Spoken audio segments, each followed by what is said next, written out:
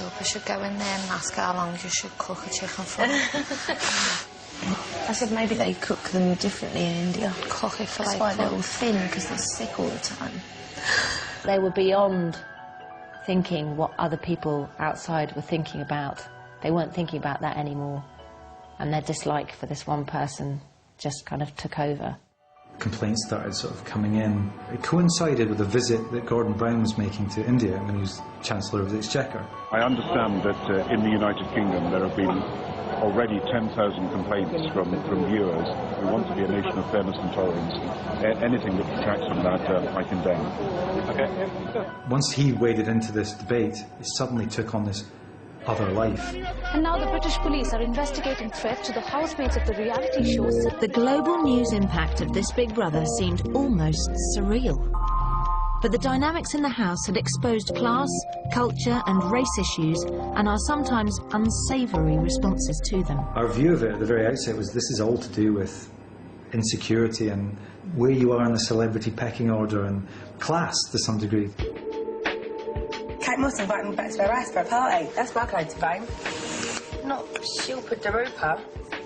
Is that one name? Friend that I have not seen the particular programme in question, therefore can't comment on it. But of course, I would agree entirely with the principle that he has outlined, which is that we should oppose racism in all its forms. You walked into Ofcom, the banks of television were on Celebrity Big Brother. Not just Celebrity Big Brother, but the news channels. It was being reported 24 hours a day. There were calls for us to take that programme off air. Well, we were off the map. We were completely off the charts. No one had ever experienced anything like that before. It was like wolves feeding on you, and we couldn't stop them. We couldn't stop and say, look, let's consider this for a second. Let's have a debate about it. Let's talk about it. We received 45,000 complaints over a period of 3 days. And at one time, we were receiving about 30 complaints a minute. Something had to give.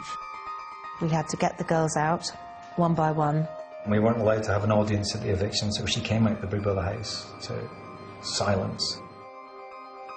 I remember one of my overriding things being, she is going to be destroyed, and I'm responsible for this.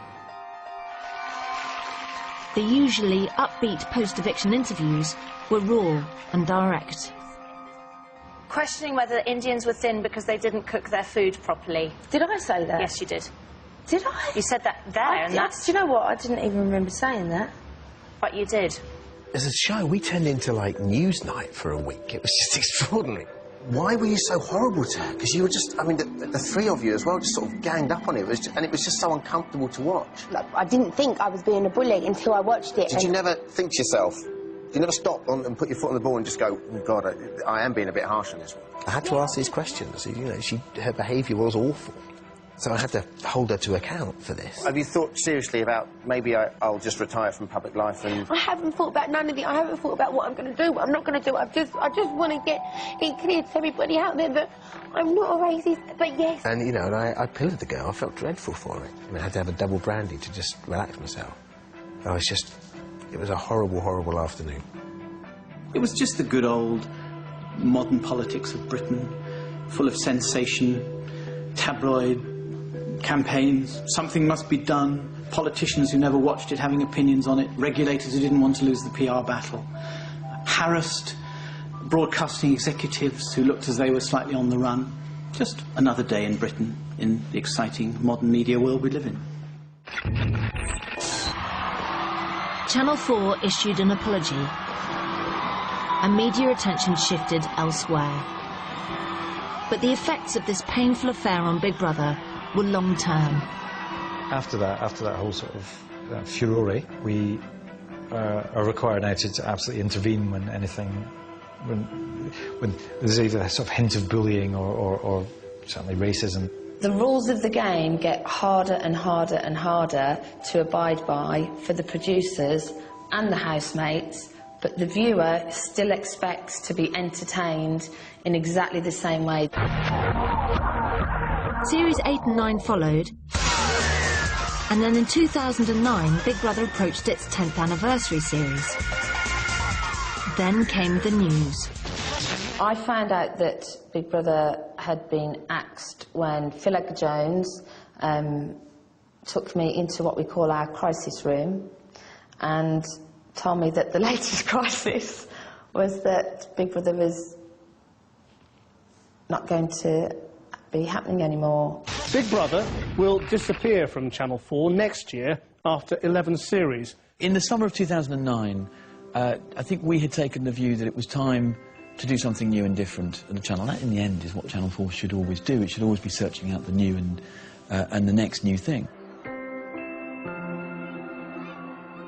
I got a phone call from Phil, and I go, "Oi, how are you?" And he's like, "Oh, I'm fine," and I just knew it.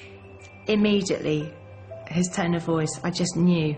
I didn't cry on the phone to Phil, but then the next day, I woke up, and I looked at Matthew, and it was the first thing I thought about when I opened my eyes, and I had a big old cry. It's sometimes hard to see new programmes coming until you clear the space. It's like, you know, you clear the forest and other things grow. And I think that Big Brother is an oak tree under which very little else can grow. Big Brother was just fighting an ongoing battle with public perception. You know, 6, 7, 8, 9, 10 have all been kind of swimming against the sludge of disapproval from the people that don't watch it. We went into this profession knowing that TV shows do come to an end. Any actor, any producer knows that, and you know, 10 years is a really good, it's a really good gig. Big Brother has been a highly successful piece of television entertainment that, almost by accident, has also been quite revealing socially. It was, at its best, a TV show where groups of young people worked out what they felt about the world, what they felt about other people. It's just endlessly fascinating. It completely changed the way we watch television, completely changed the way we react to TV, and I'm very proud to work on that show. It was the first programme that felt all-inclusive, that you could be involved. Watch and judge. Who wins, you decide. It's been a unique roller coaster ride that probably only happens for a television producer once in a lifetime. I've lived a whole TV career on this one programme. From the year I got married, through all my babies. It helped me through the shit with my chat show. It had the best of me, it had the worst of me. It was the biggest part of the best part of my life.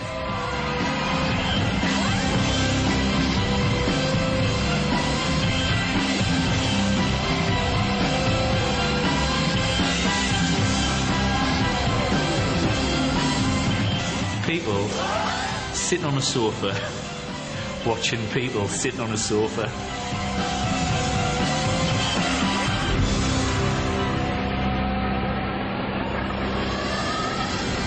And we're about to do it all over again for the very last time. I don't think he's going to go out quietly. Big Brother, The Launch, a week on Wednesday at 9 on Channel 4. Next up tonight, Earl is in Mexico.